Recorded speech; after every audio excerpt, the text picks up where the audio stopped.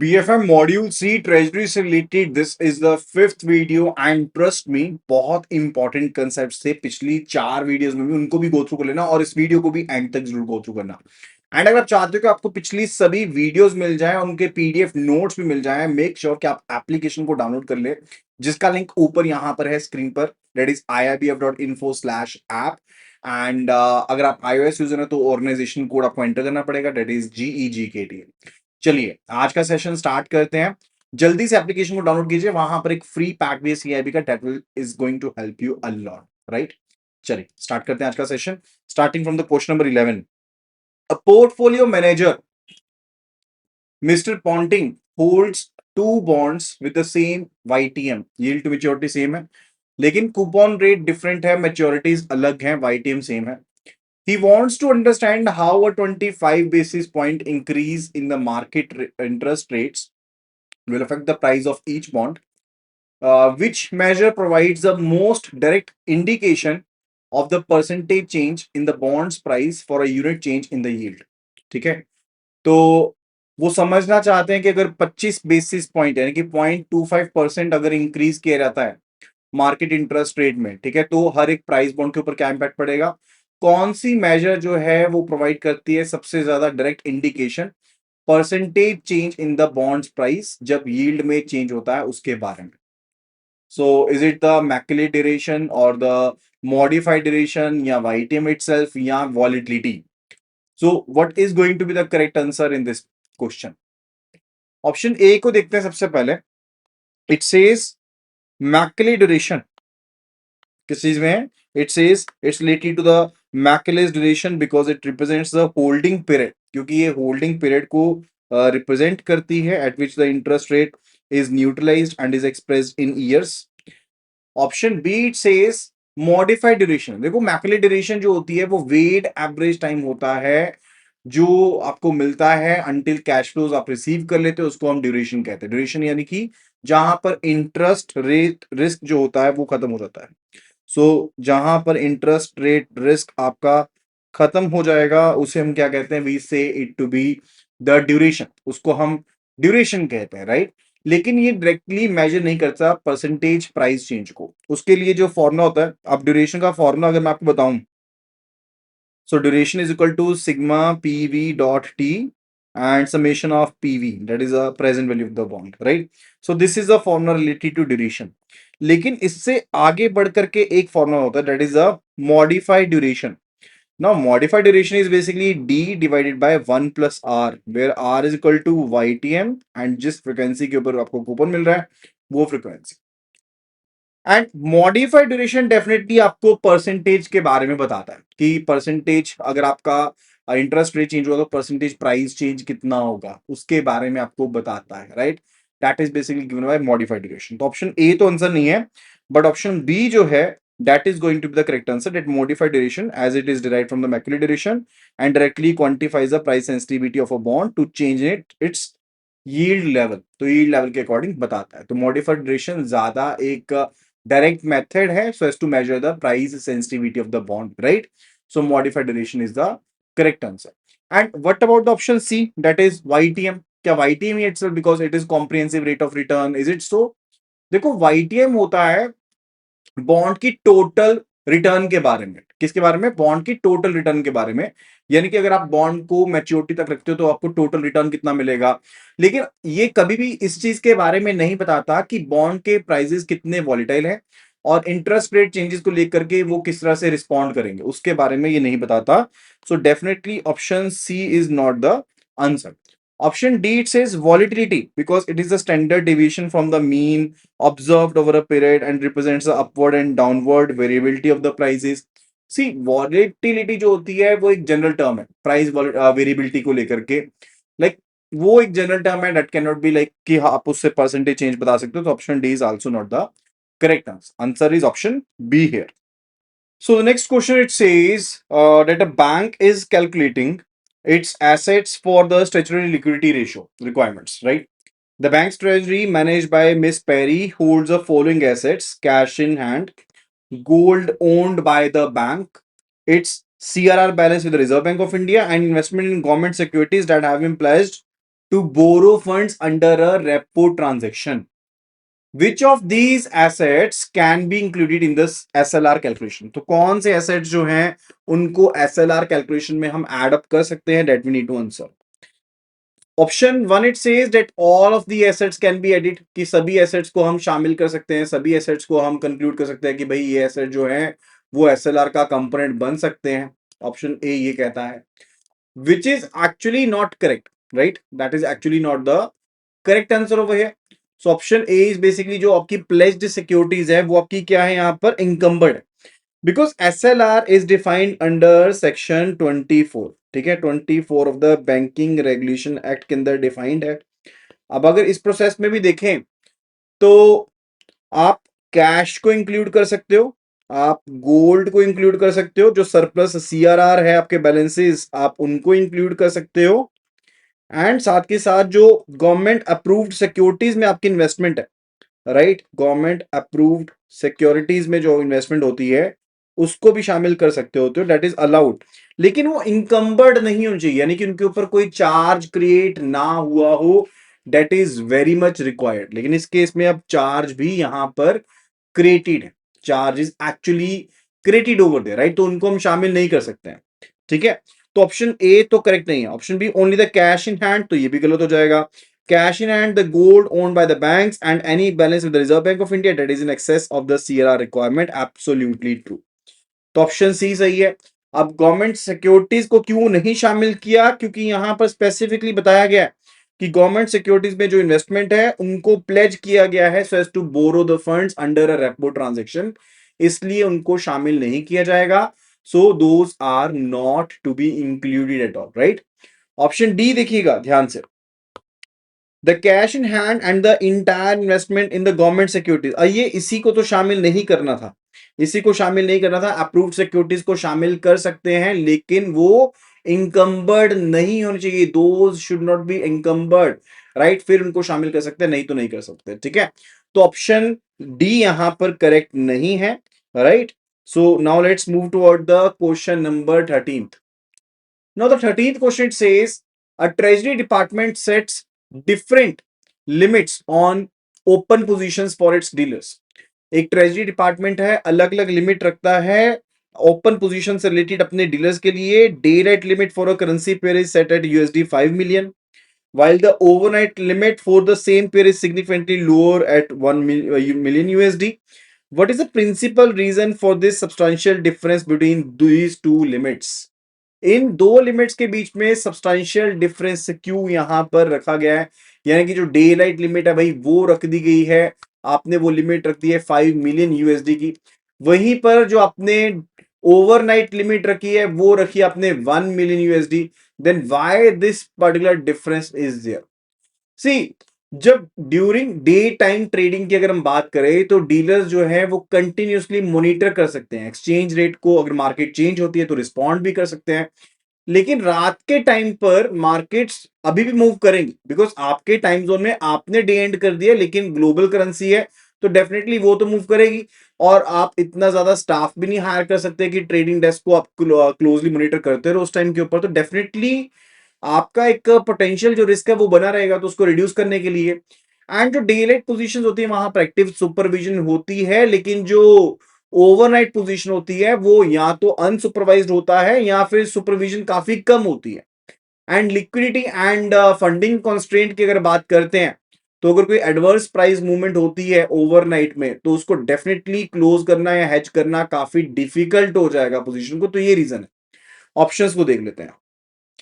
Daylight limits apply only to merchant deals with corporate clients, while overnight limits apply to more volatile interbank trade deals. Is it so? देखो, trading limit जो होती है वो open positions के ऊपर apply होती है, चाहे वो कोई सी भी पोजीशन हो. जब आपका buy position sell position match नहीं करती है, या तो ओवरबॉट पोजीशन होगी या ओवरसोल्ड पोजीशन होगी, तो वहां पर लिमिट्स लगती हैं. स्पेसिफिक नहीं होता कि मर्चेंट लिमिट लगेगी या ट्रेड बेस्ड लिमिट लगेगी, ऐसे नहीं होता. ठीक है, सो ऑप्शन ए का तो लॉजिक एंड सही नहीं है. Option B says the overnight limit is smaller because holding on an open position overnight exposes the bank to the risk of adverse market movements while the domestic markets is closed, increasing the risk profile. Absolutely true. यही चीज होएगी, क्योंकि overnight को आप manage नहीं कर सकते, active supervision नहीं होती है। दिन के टाइम पर तो चीजें मैनेज कर सकते हो, जो डीलर्स है अपनी पोजीशंस को मैनेज कर सकते हैं, तो definitely they can be looking into it, right. Option जो बी है that is the correct answer. Option C, the daylight limit is calculated as a fortnightly average allowing for larger intraday position. क्या ऐसा होता है क्या? सी, ये limit जो होती हैं वो फोर्टनाइटली एवरेज के बेस पर नहीं होती हैं। ये सीलिंग्स है इंट्राडे के लिए, ओवरनाइट एक्सपोजर्स के लिए, not fortnightly basis. Overnight positions incur a carry cost due to interest rate differentials, which is not applicable to daylight position, making them financially riskier. देखो, डेफिनेटली एक कैरी कॉस्ट एसोसिएटेड होती है जब आप किसी position को होल्ड करते हो। तो लेट से आपने कोई पोजीशन होल्ड की तो उसके ऊपर कोई ना कोई कैरी कॉस्ट तो डेफिनेटली एग्जिस्ट करेगी। कॉस्ट एग्जिस्ट करती है, लाइक अगर आप ओवरनाइट की बात करो तब भी एग्जिस्ट करती है। जो प्राइमरी ड्राइवर है दैट्स रिलेटेड टू कि मार्केट सर्वेलेंस नहीं हो सकता उस टाइम के ऊपर, that's the main thing, right, not option D particularly. So option D is also not the correct answer. Question number 14, the reserve Bank of India introduce the negotiated dealing system. तो RBI ने NDS को introduce किया, negotiated जो dealing system है उसको introduce किया था, right. ये चीज यहां पर बता दी इन्होंने, और इंट्रोड्यूस किया था 2002 में, so as to moderate, so as to modernise a की financial market. Which statement accurately captures the primary purpose and scope of the NDS. See, NDS को इंट्रोड्यूस किया गया था आरबीआई के द्वारा, प्राइमरी डिजाइन किया गया था ताकि जो गवर्नमेंट सिक्योरिटीज की खरीद बेच होती है या फिर जो मनी मार्केट ट्रेडिंग सिस्टम है उसको ऑटोमेटेड कर दिया जाए, ताकि ट्रांसपेरेंसी भी बढ़ जाए, एफिशिएंसी भी बढ़ जाए और सेटलमेंट सिक्योरिटी भी इंक्रीज हो जाए, राइट। सो एनडीएस जो है वो एक electronic trading and reporting platform है जिसको आरबीआई लेके आया। क्यों लेके आया? ताकि गवर्नमेंट सिक्योरिटीज में जो डीलिंग कर रहे हो, मनी मार्केट इंस्ट्रूमेंट्स में जो डीलिंग कर रहे हो, फॉरेन एक्सचेंज ट्रांजेक्शन जो कर रहे हैं हम, राइट, उसको स्मूथ बना पाए प्रोसेस को, उसको ट्रांसपेरेंट कर पाए और एफिशिएंटली उसमें डील कर पाए। That was the major purpose related to it, ठीक है। तो ये मेजर पर्पस था यहाँ पर। अब डिटेल्ड पर्पस क्या होता है? देखो, प्राइमरी पर्पस क्या है कि हमने जो आउटडेटेड आपका टेलीफोनिक बेस्ड ट्रेडिंग सिस्टम था उसको बंद करना है, ठीक है। And real time electronic dealing करनी है, रिपोर्टिंग प्रॉपर होगी, सेटलमेंट प्रॉपर होगी, ऑपरेशनल रिस्क खत्म हो जाएगा, ट्रांसपेरेंसी बढ़ जाएगी, right. That was a major thing. And coverage की बात करें तो एनडीएस में क्या क्या चीजें कवर है? गवर्नमेंट सिक्योरिटीज मार्केट भी कवर है जिसमें सेंट्रल गवर्नमेंट के, स्टेट गवर्नमेंट के बॉन्ड्स, ट्रेजरी बिल्स के साथ डील किया जाता है। मनी मार्केट इंस्ट्रूमेंट जैसे call market, notice money market, term money market को डील किया जाता है। सर्टिफिकेट ऑफ डिपॉजिट के साथ डील किया जाता है, कॉमर्शियल पेपर्स के साथ डील किया जाता है, रेपो रिवर्स रेपो ट्रांजेक्शंस के साथ डील किया जाता है। इवन जो फॉरेन एक्सचेंज मार्केट के रिलेटेड आप रिपोर्टिंग करते हो, inter bank foreign exchange deal से रिलेटेड, वो भी इस पर होती है। एंड ये आरबीआई के पब्लिक डेट ऑफिस के साथ डायरेक्टली लिंक्ड है, यानी कि जो एसडीएल अकाउंट्स होते हैं, आरटीजीएस होते हैं, उनके साथ सेटलमेंट प्रॉपरली लिंक्ड है। एंड अगर हम एनडीएस में पार्टिसिपेंट की बात करें तो reserve Bank of India, scheduled commercial banks, जो प्राइमरी डीलर्स हैं, फाइनेंशियल इंस्टीट्यूशंस हैं, ठीक है, या फिर सिलेक्टेड इवन जो नॉन बैंकिंग एंटिटीज जिनको परमिट किया रिजर्व बैंक ऑफ इंडिया ने, वो सभी यहाँ पर अलाउड है, राइट। तो इसके बाद लेट से ये मेजर एक अपडेट भी आया था इसमें, एनडीएस ओएम यानी कि ऑर्डर मैचिंग सिस्टम आया था, ठीक है। तो वो 2005 में इंट्रोड्यूस किया गया था, ठीक है। ऑप्शंस देखते हैं, ज्यादा बेटर आंसर कर पाओगे। It is a retail focused electronic platform. तो क्या ये रिटेल फोकस्ड है? नो, ये इंस्टीट्यूशनल प्लेयर्स के लिए, लाइक बैंक्स के लिए, प्राइमरी डीलर्स के लिए, म्यूचुअल फंड्स के लिए, not primary for the retail investors. Option A is not correct. It is electronic platform for facilitating dealing in government securities, money market instruments, primarily for institutional members like banks, primary dealers, financial institutions. Absolutely correct. Option B जो है वो बिल्कुल सही है, बिल्कुल genuinely यहां पर answer दिया गया है।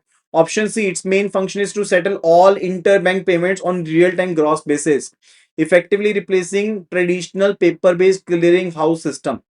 सी, सिस्टम जो है, जो रियल टाइम ग्रॉस सेटलमेंट के लिए बेसिकली वो क्या है, that is RTGS, not the NDS. Although RTGS को इंटीग्रेट किया गया बट वो सिस्टम आरटीजीएस है, एनडीएस नहीं है, right. Option D, it was created exclusively to conduct the daily repo reverse repo auctions under the LAF. See, जो auctions होती हैं उनको कंडक्ट किया जाता है इलेक्ट्रॉनिक प्लेटफॉर्म के ऊपर, एनडीएस फैसिलिटेट करता है, लेकिन जो स्कोप है वो सिर्फ इसी चीज पर लिमिटेड नहीं है, इसमें सेकेंडरी मार्केट ट्रेडिंग भी है, एंड फर्दर नेगोशिएटेड भी है, कोर्ट ड्रिवन बेसिस भी है, right? So option D is not fully correct, partially correct हम बोल सकते हैं। क्वेश्चन नंबर 15 पर चलते हैं। A bond portfolio manager Mr. A.B. de Villiers wants to reduce the overall interest rate sensitivity of his portfolio. ठीक है, तो ओवरऑल जो इंटरेस्ट रेट सेंसिटिविटी अपने पोर्टफोलियो की वो रिड्यूस करना चाहते हैं।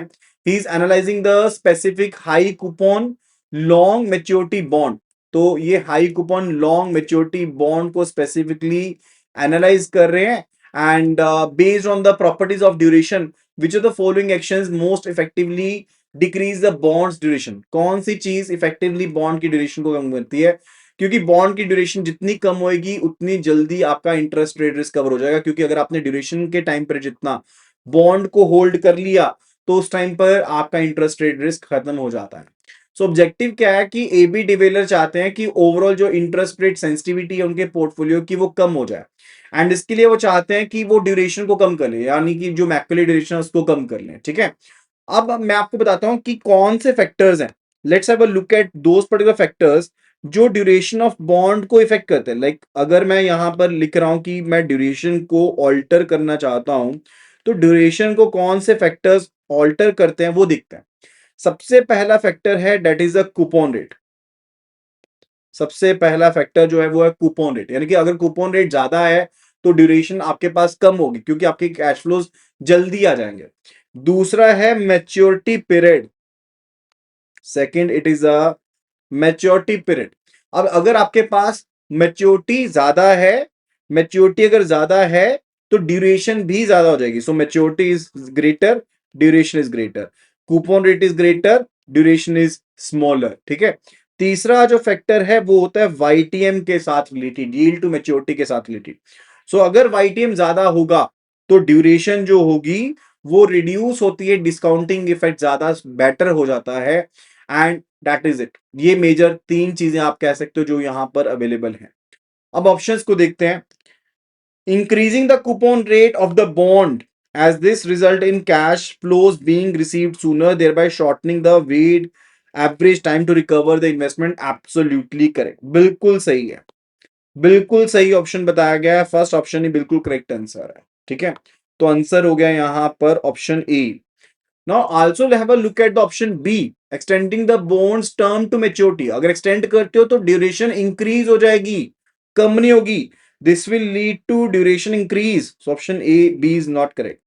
Decreasing the frequency, अगर देखो आप frequency को decrease करते हो ना, जैसे सेमी एनुअली से आपने एनुअली कर दिया, तो उससे भी आपका कैश फ्लो स्ट्रीम जो है वो कम हो जाएगा एंड अल्टीमेटली ड्यूरेशन बढ़ जाएगी। इससे भी आपकी ड्यूरेशन इंक्रीज होती है। Option C is not correct.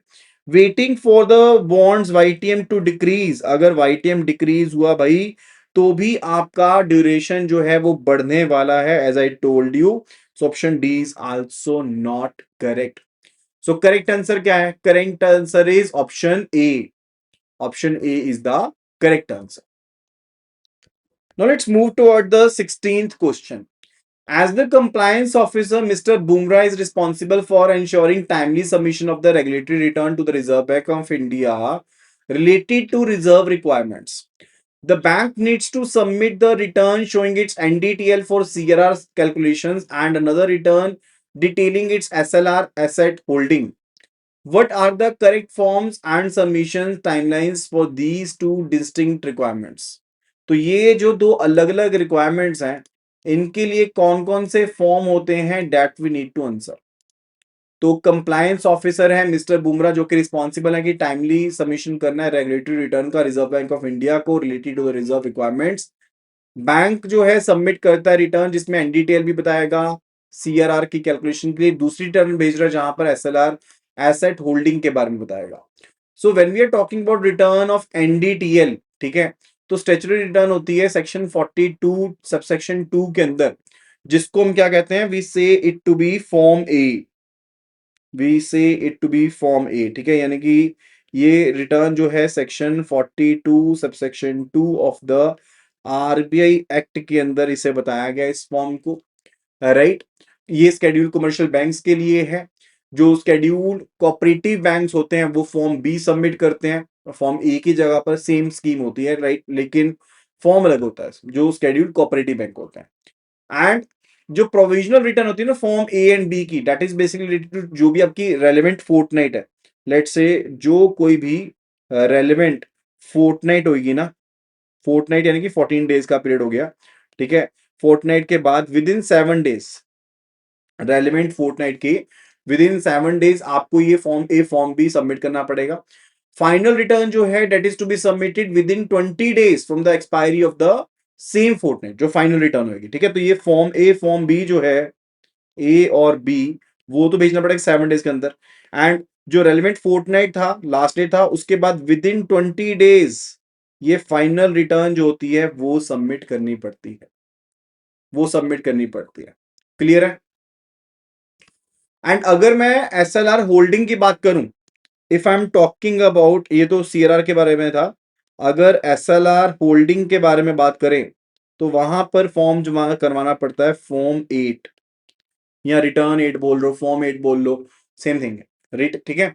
तो स्टैट्यूटरी रिटर्न सेक्शन 24, क्योंकि जो आपका एसएलआर है वो section 24 of the banking regulation act में डिफाइंड है, तो वहां पर फॉर्म 8 जो स्केड्यूल्ड कमर्शियल बैंक्स होते हैं उनको जमा करवाना पड़ता है। एंड इसके लिए जो टाइमलाइन है that is before the 20th of every month.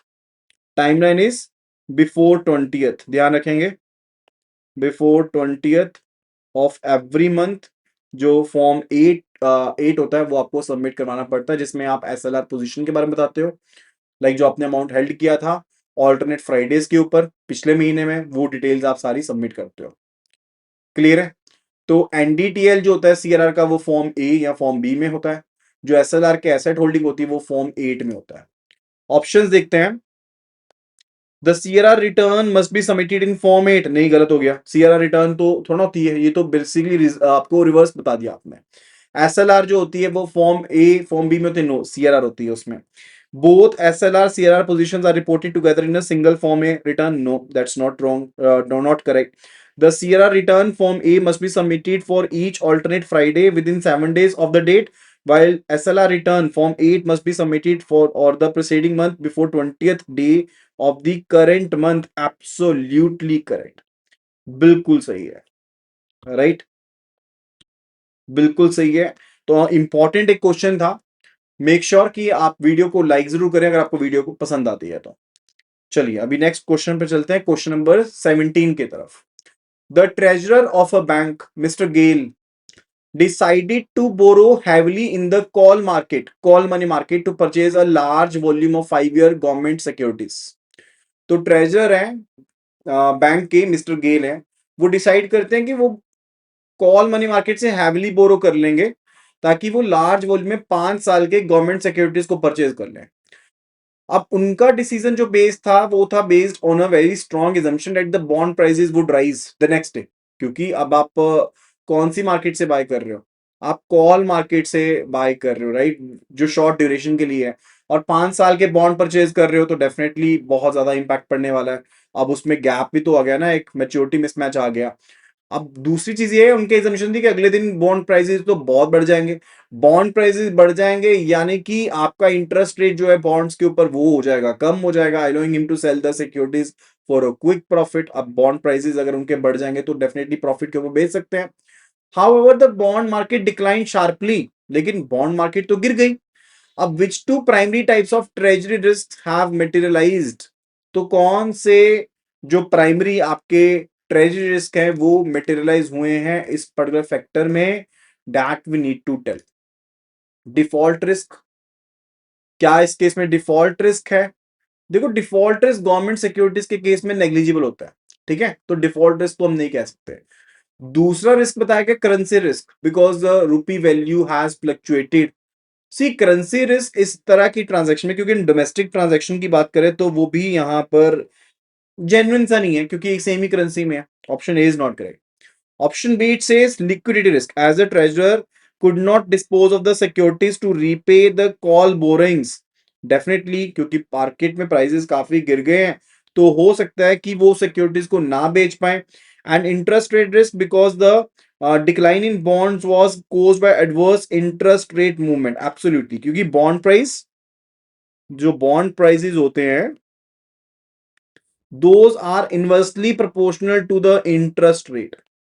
यानी कि इंटरेस्ट रेट अगर बढ़ जाएगा तो बॉन्ड प्राइसेस कम होंगे, यही चीज यहां पर भी हुई है।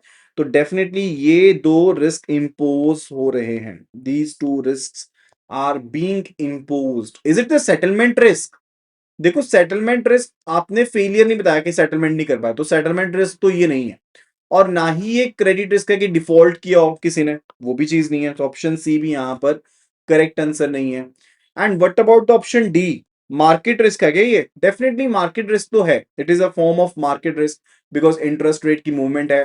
तो डेफिनेटली मार्केट रिस्क तो ये है, क्योंकि मार्केट रिस्क की वजह से ही इंटरेस्ट रेट मूवमेंट हो रही है, एडवर्स मूवमेंट है, राइट। ऑपरेशनल रिस्क की बात करें तो ऑपरेशनल रिस्क एक बहुत ज्यादा ब्रॉड टर्म है, बहुत ज्यादा ब्रॉड टर्म हम कह सकते हैं, क्योंकि उसमें सभी चीजें शामिल हो जाती हैं। जबकि अगर हम ऑप्शन बी की तरफ देखें तो inter liquidity risk is basically kind of thing. And यहां पर भी अगर हम बात करें रिलेटेड टू की डिसीजन जो लिया था ऑपरेशन में एजम्पशन के ऊपर लिया था, तो definitely it is somewhere somehow that thing is true, right. लेकिन यहां पर अलग अलग कंसेप्ट है, लाइक अगर आपके पास सिनेरियो जो है उसमें आपका लिक्विडिटी रिस्क भी है और इंटरेस्ट रिस्क भी मेटेरियलाइज हो रहा है मार्केट मूवमेंट की वजह से, so that will be an appropriate answer, ठीक है। तो option D is partially true but not fully true. Now the question number 18 it is, a banks risk analytics team led by Mr. Kumble is tasked with selecting a method to calculate VAR, value at risk, for its complex derivative portfolio. The team wants a method that does not assume a normal distribution of the returns and can capture the impact of extreme market events based on actual past data. Which of the three popular approaches to VAR would be most suitable for this specific requirement? तो VAR को calculate करने की जो तीन approaches होती हैं उसमें से कौन सी अप्रोच सबसे ज्यादा बेटर रहेगी? बिकॉज ये यहां पर नॉर्मल डिस्ट्रीब्यूशन के हिसाब से एजम्पशन नहीं लेना चाहते, ये एक्चुअल में जो पास डाटा है उसके बेस पर एजम्पशन लेना चाहते हैं। तो तीन जो पॉपुलर अप्रोचेज उसमें से कौन सी अप्रोच का इस्तेमाल करेंगे, राइट। अब तीन पॉपुलर अप्रोचेज VAR को लेकर के कौन कौन सी होती हैं, let's have a look at it. So if I am talking about the value at risk VAR की बात कर रहा हूं, तो तीन अप्रोचेज कौन सी हैं? पहली है वेरिएंस कोवेरियंस मेथड, जिसको हम पैरामीट्रिक अप्रोच कहते हैं। वेरिएंस कोवेरियंस मेथड होता है, राइट। अब ये एजम्पशन क्या होती है, लाइक ये नॉर्मल डिस्ट्रीब्यूशन एज्यूम करता है, दिस एज्यूम्स नॉर्मल डिस्ट्रीब्यूशन, ये एज्यूम ही इस चीज को करता है कि नॉर्मल डिस्ट्रीब्यूशन होगी। सिंपल है, क्विक है। लेकिन आप जो नॉन लीनियर इंस्ट्रूमेंट्स होते हैं उनके लिए काम नहीं करता ढंग से, राइट। वो चीज यहां पर रहती है। ऑप्शन बी अगर हम यहां पर देखें related to VAR calculation, not option B but VAR calculation का जो सेकंड मेथड है is a historical simulation method, that is historical simulation method. अब ये एक्चुअल हिस्टोरिकल डाटा का इस्तेमाल करता है। We use what? We actually use the historical data, right. Historical data का हम इस्तेमाल करते हैं एक्चुअल में जो होता है। तो डेफिनेटली क्वेश्चन के हिसाब से यही बताया गया, तो आंसर भी ये रहेगा, क्योंकि उन्होंने बोला कि एक्चुअल हिस्टोरिकल डाटा का इस्तेमाल करना है। लेकिन फिलहाल के लिए हम बात करते हैं थर्ड अप्रोच के बारे में, that is a Monte Carlo simulation method.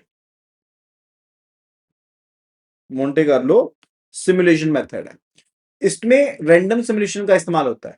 Like आप स्टोकेस्टिक मॉडल्स का, फ्लेक्सिबल मॉडल्स का इस्तेमाल करते हैं, उसके बेस पर जो रैंडम सिमुलेशन होती है उनका इस्तेमाल करते हो। इसमें आपको एजम्पशंस इस्तेमाल करने पड़ते हैं, right. So that is the case. तो यहां पर क्या है, this is the Monte Carlo simulation method that we use go for, right. So options देखते हैं।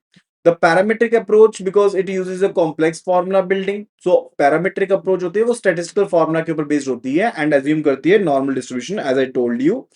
क्वेश्चन में स्पेसिफिकली कहा गया है कि टीम उसको अवॉइड करना चाहती है, तो ऑप्शन ए तो करेक्ट नहीं है। Option B, the Monte Carlo simulation approach as it involve generating numerous random scenarios. अब ऑप्शन बी जो है वो भी करेक्ट नहीं है। व्हाई? काफी पावरफुल होती है मोंटे कार्लो सिमुलेशन एंड ये नॉन नॉर्मल डिस्ट्रीब्यूशन को भी मॉडल कर सकती है, सिनेरियो जनरेट होते हैं रैंडमली आपके इनपुट पैरामीटर्स के बेस पर। लेकिन टीम की स्पेसिफिक रिक्वायरमेंट है कि वो एक्चुअल पास डाटा का इस्तेमाल करना चाहते हैं so as to model the risk, ठीक है। तो option B is also not correct, क्योंकि ये assumption बेस्ड है।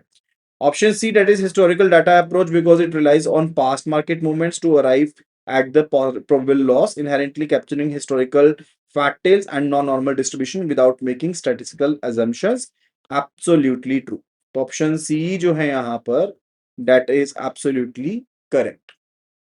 ठीक है. So option C will be the correct answer. Now let's move toward the question number 19th. Mr. Sharma, a bank's treasury manager, is reviewing the components of the institution's demand liabilities for the purpose of calculating CRR. According to the regulatory guidelines on NDTL computation, which of the following items must be unequivocally classified as a demand liability? तो mister Sharma जो कि bank के treasury manager हैं, वो review कर रहे हैं component किसके, डिमांड लायबिलिटीज के, ताकि वो सीआरआर को कैलकुलेट कर लें. तो रेगुलेटरी गाइडलाइंस के अकॉर्डिंग एनडीटेल कंपटीशन के हिसाब से which of the following items must be unequivocally classified as a demand liability, जिनको हम डिमांड लायबिलिटी का पार्ट मानते हैं, वो कौन कौन सी चीजें हैं, that we need to answer. तो ऑप्शन नंबर ए को देखते हैं यहाँ पर. It says an overdue fixed deposit. अगर कोई ओवरड्यू फिक्स्ड डिपॉजिट होता है, ओवरड्यू टर्म डिपॉजिट होता है, तो उसको हम क्या मानते हैं, we say to B demand liability. बिल्कुल, उसको हम डिमांड लायबिलिटी कहते हैं, बिकॉज अदरवाइज तो ये टर्म लायबिलिटी है. लेकिन जहां पर वो ओवरड्यू हो चुकी है, उसके बाद ये डिमांड लायबिलिटी का पार्ट बन जाती है. जब एक टर्म डिपॉजिट मैच्योर हो जाता है, उसको रिन्यू नहीं किया जाता, ऑब्लिगेशन रहती है कि डिमांड के ऊपर आप उसको पे करेंगे, तो वो बन जाता है डिमांड लायबिलिटी. तो ऑप्शन ए यहां पर करेक्ट है. ऑप्शन बी को भी देखते हैं. Margin held against the letter of credit. Letter of credit के अगेंस्ट जो मार्जिन होता है, वो पेबल ऑन डिमांड नहीं है. उसको हम क्या कहते हैं, we say to be time liability. Right, time liability कहते हैं, बिकॉज आपके पास बेसिकली अंडरलाइन ट्रेड की कंप्लीशन 60 दिन के बाद होनी है, अभी साथ के साथ तो पेमेंट नहीं करोगे, तो it's a time liability. A staff security deposit collected as a condition of employment, which is refundable only when employee leaves the bank service. This is also a time liability. ये भी एक time liability का एक component है. Option D, the portion of the cash credit account that is currently unutilized but is available for the borrower to draw down at any time, जो कभी भी person निकाल सकता है. हम यहां पर बात कर रहे हैं किसके बारे में, लायबिलिटीज के बारे में. If you have looked at the question, हम लायबिलिटीज के बारे में बात कर रहे हैं. राइट, तो ये तो एसेट है. अब आपकी 4 लाख की लिमिट है और आप इसमें से 3 लाख का भी निकाल सकते हो, वो तो एसेट है ना जो आप बैंक का बनेगा. तो that is not even the case. Right, so answer जो है यहां पर that is option A. Option A is the correct answer here. Now let's move toward the next question. Question number 20th. A large bank's treasury lends a significant amount to a smaller bank. एक बड़े bank की जो treasury है वो एक significant amount को दे देती है स्मॉलर बैंक को in the overnight interbank money market. Overnight interbank money market में पैसा दे दिया. The next day the borrowing bank faces an unexpected liquidity crisis and fails to repay the borrowed amount on the due date. How should this risk which has a now materialized be specifically classified within the treasury risk framework? Treasury risk framework में इसको क्या बोलेंगे, settlement risk बोलेंगे. Option A कह रहा है settlement risk बोलेंगे because the counterparty failed to complete its leg of transaction.